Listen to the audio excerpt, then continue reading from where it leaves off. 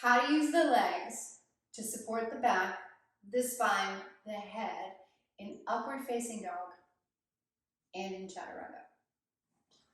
It's all about the angles.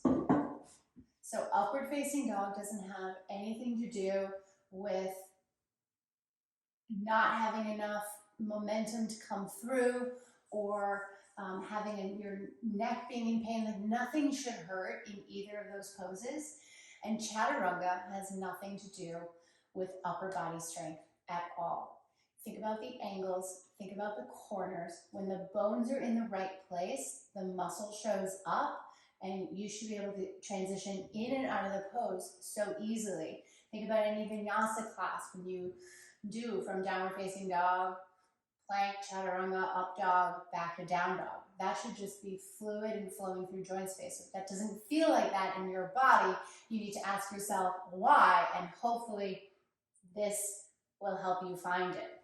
Traditionally, or typically, there's an underusage of the legs and not being plugged in from the pelvis, the legs, and the feet, which puts the onus on the back and or makes your shoulders and your upper body work too hard.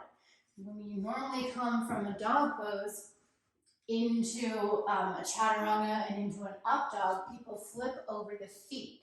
When the feet and ankles aren't pliant and you can't do that, the feet become disconnected. Sometimes they'll roll out on the ankles and it puts a lot of weight on the outer wrists and the shoulders come too far forward. So it's too much in the upper body. So how we're going to work on today, staying in the legs in an up dog, is not even flipping the feet. Now the sole of the foot is the part of the foot that has evolved to have a relationship with the earth. We don't walk around on the top of our feet. And it's also the shell of our body. So it's the shell of our body. If we're not able to be grounded there, we can tend to be rounded, and it's like you're preparing for a fight all the time. And I see that in an up dog when people are here, right, while I'm on the tops of my feet. Well, if you're looking at the ratio from my shoulders to my wrist, I don't have a good proportion. I'm a house that is about to collapse and fall apart.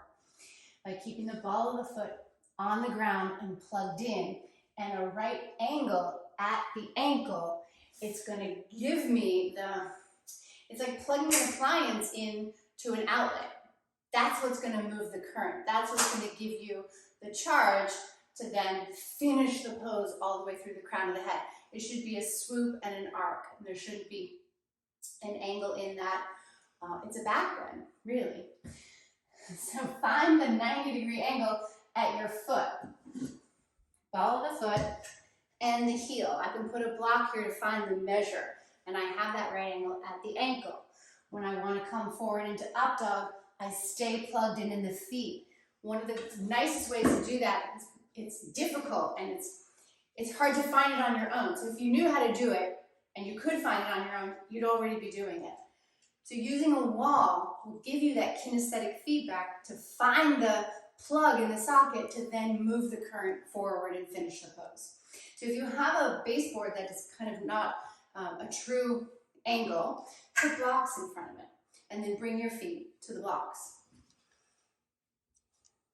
It takes a lot of work to open up the toe joint and be able to really access the ball of the foot. So that can also be where you start for a while. So I'm plugged in my feet. I'm going to find the measure that when I come forward from plank pose, my feet are plugged in and my wrists are underneath my shoulders.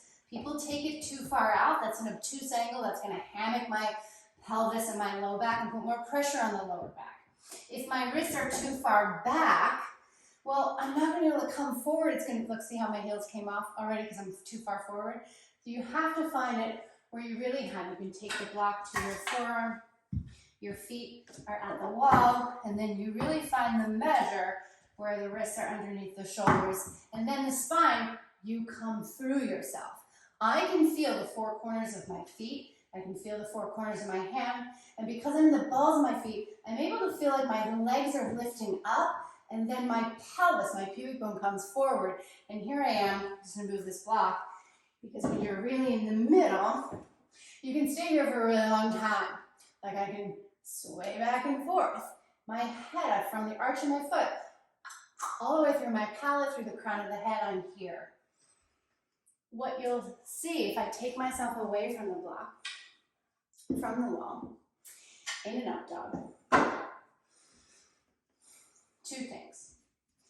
Some people come too far forward, and that puts the weight, again, too acute of an angle at the wrist, too much in the shoulder, and then I can't get the back bend.